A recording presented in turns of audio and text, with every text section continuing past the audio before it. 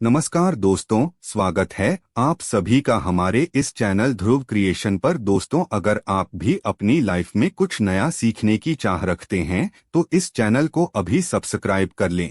दोस्तों, नवरात्रि के 9 दिन के पश्चात क्या जवारे को विसर्जित कर देना चाहिए या जवारे को कुछ बचा करके अपने पास में रखना चाहिए? दोस्तों, ज्वारे में छिपा है आपकी किस्मत का राज। आखिर जवारे में क्या डालना चाहिए और ज्वारे क्यों सूख जाते हैं? क्या जवारे का पत्ता खाने से धन संपदा प्राप्त होती है, सुख प्राप्त होता है? जानिए संपूर्ण जानकारी।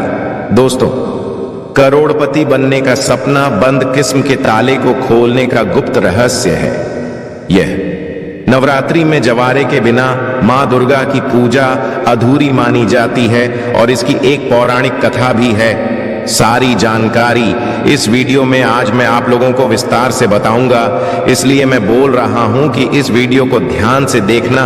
यदि आपके मन में कोई डाउट है तो दोस्तों, गुरु जी से सुनते हैं कि वो क्या कहते हैं इसके बारे में। तो आइए दोस्तों, जानते हैं इस वीडियो में। देखिए, मान्यताओं के अनुसार ज्वारे को भगवान ब्रह्मा का प्रतीक माना जाता है, इसलिए नवरात्रि के पहले दिन घट की स्थापना के समय जो कि सबसे पहले पूजा की जाती है, उसे कलश में भी स्थापित किया जाता है। सृष्टि की पहली फसल जौ को ही माना जाता है, इसलिए जब भी देवी देवताओं की पूजा की जाती है या हवन के समय आपने अवश्य देखा होगा जो अर्पित किए जाते हैं। साथ ही यह भी कहा जाता है कि ज्वारे अन्न ब्रह्मा के समान है और अन्न का हमेशा सम्मान करना चाहिए, इसलिए पूजा में जौ का इस्तेमाल भी होता है, इसलिए लोग ज्वारे बोते हैं। नवरात्रि में बोए जाने वाले ज्वारे से आप अपना भविष्य भी जान सकते हैं। कैसे जान सकते हैं? इस वीडियो में आप लोगों को सारी जानकारी विस्तार से बताऊंगा। यदि आपने अपने घर में ज्वारे बो करके नहीं रखे हैं तो कोई नहीं, इस वीडियो को ध्यान से देख लेना। आपको किसी न किसी माध्यम से ज्वारे विसर्जित करते समय कुछ न कुछ ज्वारे आपको प्राप्त हो जाएंगे। इससे आप अपनी बंद किस्मत के ताले खोल सकते हैं। दोस्तों, वीडियो ध्यान से देखना। और हाँ, यदि आपको हमारी वीडियो में बताई गई जानकारी अच्छी लगेगी, वीडियो पसंद आएगी, तो वीडियो को लाइक कर चैनल को सब्सक्राइब अवश्य करना और कमेंट बॉक्स में जय माता अवश्य लिखना। जो भक्त सच्चे दिल से कमेंट बॉक्स में जय माता दी लिखता है तो माता रानी का उसको प्यार मिल जाता है। दोस्तों, हमारे धर्मशास्त्र कहते हैं कि नवरात्रि में बोए जाने वाले ज्वारे से आप अपने भविष्य को झांक सकते हैं, अर्थात आप अपने भविष्य को देख सकते हैं। कैसे देख सकते हैं? यदि अंकुरित जौ का रंग नीचे से आधा पीला हो और ऊपर से आधा हरा हो तो इसका यह होता है कि आपका आने वाला साल आधा समय ठीक रहेगा और आधा समय आपका खराब चलेगा। यदि जड़ नीचे से आधा हरा है और ऊपर से आधा पीला है तो इसका मतलब यह है कि आपका शुरुआती समय ठीक से बीतेगा, किंतु पश्चात में आपको परेशानी का सामना करना पड़ेगा। आपको घबराना नहीं है, इससे हम आपको छुटकारा पाने का तरीका भी बताएंगे। इस अंत तक वीडियो देखें, क्योंकि अधूरा ज्ञान हमेशा लटकती तलवार की तरह ही होता है। दोस्तों, इसी के साथ ही जो सफेद या हरे रंग में उग रहे हैं तो यह अत्यंत शुभ संकेत है। यदि ऐसा है तो मान लीजिए कि आपकी पूजा सफल हो गई है और आने वाले समय में खुशियों के दरवाजे आपके खुल जाएंगे। जो यदि सुखी और पीली होकर के झरने लगे तो इसे अशुभ संकेत मान सकते हैं। ऐसे में आप जो है मां दुर्गा से अपने कष्टों और परेशानी को दूर करने के लिए प्रार्थना कर सकते हैं, या फिर नव दुर्गा का बीज मंत्र जैसे AUM धूम दुर्गाए नमः। दोस्तों, इस मंत्र का 108 बार हवन करके आहुति दे सकते हैं। इससे आपको अत्यंत लाभ मिलेगा और माता रानी से प्रार्थना कर सकते हैं। जो ज्वारे होते हैं यह बहुत ही पवित्र चीज है, इसे आप साधारण समझना। वैसे रानी करुणामयी हैं, वह अपनी संतान और अपने लाल को सदैव माफ कर देती है। ज्वारे को साक्षात 9 दुर्गा का स्वरूप माना जाता है, ब्रह्मा का स्वरूप माना जाता है।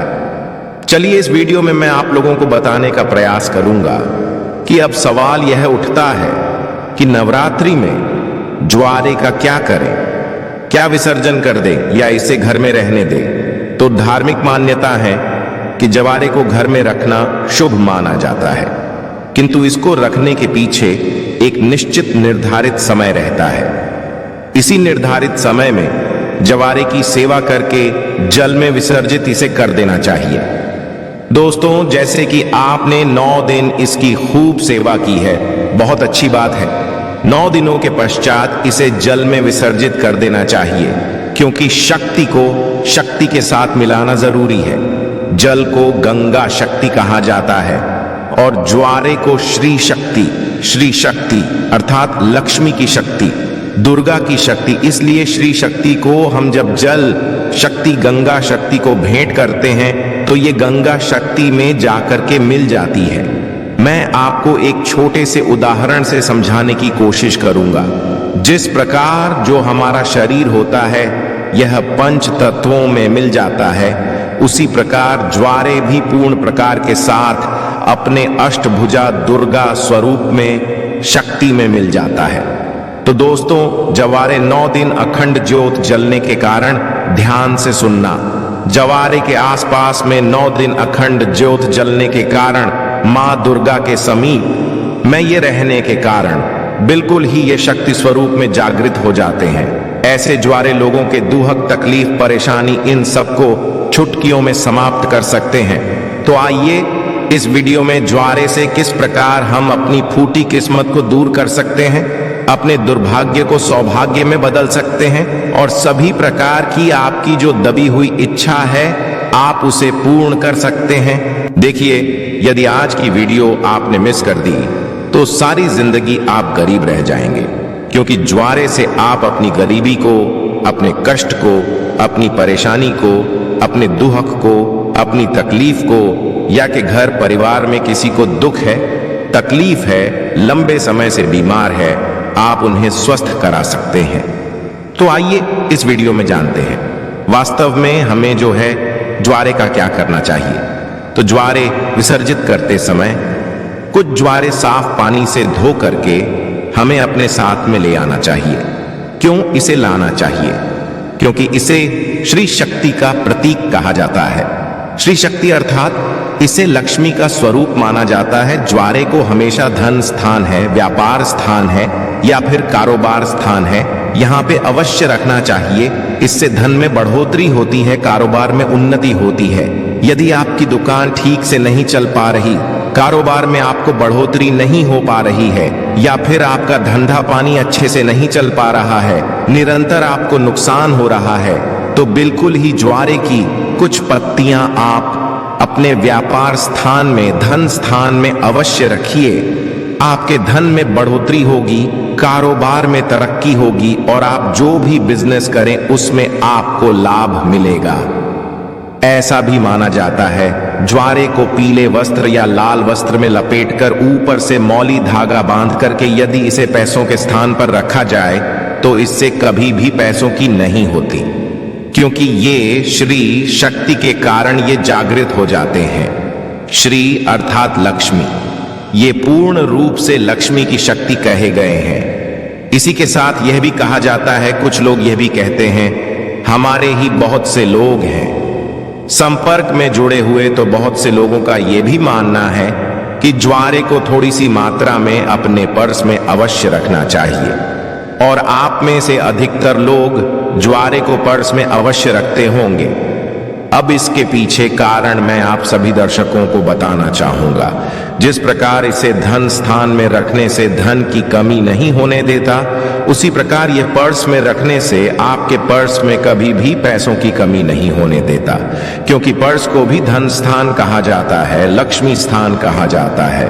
और ये पर्स में होने के कारण हमेशा आपके पर्स को नोटों से भरे का काम करता है। दोस्तों, किसी भी श्रेष्ठ मनोकामना के लिए 5 जवारे के साफ एवं स्वच्छ पत्तियों को देवी पुराण है या दुर्गा सप्तशती दिव्य जो किताब है, माता रानी की दिव्य किताब है, जैसे कि देवी पुराण है या दुर्गा सप्तशती है, ये सब दिव्य किताब कही गई है। तो मनोकामना बोलते हुए आपको इसमें आपको दबाना होता है। तो मां भगवती की कृपा से कुछ दिनों के पश्चात वह पूर्ण हो जाती है। किंतु जब भी आप ये उपाय करेंगे आपको गुप्त रखना है, इसके बारे में किसी को बताना नहीं है। देखिए, जो है बहुत ही पवित्र चीज है, कभी भी इसके बारे में आप लोगों को किसी को नहीं बताना चाहिए। और एक बात, बहुत से लोग आप में से ऐसे दर्शक हैं जो बोलते हैं ना गुरुजी हमें ताबीज बनाना सीखना है, तो क्या करें? तो एक बात ध्यान से लीजिए दोस्तों, यदि आप भी चाहते हैं कि निरंतर आपके शरीर में माता रानी का वास बना रहे, आपका शरीर जो है सुरक्षा कवच से ढका रहे, तो ज्वारे के 4 से 5 पत्ते आपको लेने हैं। चांदी की ताबीज या तांबे के ताबीज में इसे डाल देना है। और अगरबत्ती का आपने 9 दिन तक माता रानी के लिए जो अगरबत्ती जला करके रखी है, जो भस्म जला करके रखी है गोबर के, कि वो भस्म लेना है। माता रानी को जो आपने अचार चढ़ा करके रखे हैं, जिसे हम पीला चावल बोलते हैं, वो आपको लेने हैं और इससे आपको ताबीज में डाल देना है। ये तीनों सामग्री को आपको ताबीज में डाल देना है। माता रानी का ध्यान करना है, अगरबत्ती या फिर धूप का धुआं दिखाना है आपने जो ताबीज बना करके रखा है उसमें, और आप जो है इसे के पश्चात किसी भी दिन धारण कर सकते हैं। तो यह आपको हमेशा सुरक्षा कवच की तरह ही आपको फायदा पहुंचाएगा। किसी भी प्रकार की आपकी यह दुर्घटना नहीं होने देंगे। एक चैनल नहीं बल्कि आप सभी दर्शकों का परिवार है जो बहन हमारी वीडियो को देख रही है। मैं उन्हें बताना चाहूंगा, यदि आपको मंगल दोष लगा है जिसके कारण आपका विभव होने में यदि विलंब आ रहा है, तो आप परेशान नहीं होना है। जो गुड़हल के पौधे हैं उसे आप अपने घर में लगाइए और इसका एक पुष्प प्रतिदिन आप हनुमान जी महाराज को चढ़ा सकते हैं। देखिए, हनुमान जी महाराज को इस स्त्री को छूना नहीं होता है, उन्हें स्पर्श से करना वर्जित है, किंतु हनुमान जी महाराज की आप पूजा कर सकते हैं। आप उन्हें दूर से ये पुष्प चढ़ा सकते हैं। श्री राम जी का ध्यान करते हुए आप एक पुष्प चढ़ाएं। यदि 5 पुष्प चढ़ाते हैं तो ये अति है, किंतु मैं इसलिए एक पुष्प मैं बता रहा हूं सामर्थ्य अनुसार, क्योंकि कभी कभी ऐसा होता है हमें डेली ये पुष्प नहीं मिल पाते हैं। तो आपसे मन परे जितने पुष्प मन परे बिल्कुल ही चलाइए, मिलेगा। ये उपाय कोई भी कर सकता है, बिल्कुल ही मंगल दोष लगा है वो दूर हो जाएगा। और ये उपाय करने के पश्चात हनुमान जी महाराज की कृपा भी प्राप्त होती है। जो लोग नित्य 2 से 5 पुष्प हनुमान जी महाराज को चढ़ाते हैं दोस्तों, फिर ऐसे व्यक्ति को अष्ट सिद्धि और 9 निधि की प्राप्ति होती है, इसमें संदेह नहीं है। और हनुमान जी महाराज आपके जीवन में चल रही प्रत्येक परेशानी को दूर करते हैं। लाल किताब में यहां तक यह भी लिखा है कि यदि कोई व्यक्ति ध्यान से सुनिएगा, लाल किताब में यहां तक यह भी लिखा है कि कोई व्यक्ति शनि की 7.5 या फिर पौनी दशा से परेशान है, तो उसके 5 पुष्पन श्री राम जी का ध्यान करते हुए यदि हनुमान जी महाराज को समर्पित कर दिए जाए तो कैसे भी शनि की पीड़ा हो वो समाप्त हो जाती है। चलिए, मैं आप लोगों को बताना चाहूंगा कि शुक्रवार के दिन इनका प्रयोग किस प्रकार से किया जाता है। यदि आपकी कोई खास प्रकार की मनोकामना है तो शुक्रवार के दिन माता लक्ष्मी को इसके 21 पुष्प ध्यान से सुनना, इसके 21 पुष्प की माला बनाना है और संध्या काल में ना दिन होना रात हो, जो मध्यम समय कहा गया है। संध्या काल में इसे माता लक्ष्मी को घी का दीपक जलाकर के खास मनोकामना बोलते हुए इसके पुष्प की माला बनाकर के माता लक्ष्मी को चढ़ाएं। यह आपकी बहु मनोकामना पूर्ण होती है। ये माता लक्ष्मी को शुक्रवार के दिन चढ़ाए जाते हैं। कोई खास मनोकामना हो तो 3 शुक्रवार तक ये उपाय कीजिए, 100% लाभ मिलता है, इसमें संदेह बिल्कुल भी ना करें, क्योंकि ये प्रयोग प्रमाणित है। हम बहुत से लोगों को करा चुके हैं। इसके पश्चात बताना चाहूंगा, आप में से ऐसे लोग हैं जो कि माता रानी के भक्त हैं, अर्थात माता नव दुर्गा जी के भक्त हैं। तो एक काम करना, यदि आप माता रानी से कुछ खास प्रकार के वरदान प्राप्त करना चाहते हैं, कहने का मतलब है कि जैसे धन चाहिए, दौलत चाहिए, संतान चाहिए, पति की लंबी उम्र चाहिए, धन सुख वैभव सब कुछ चाहिए।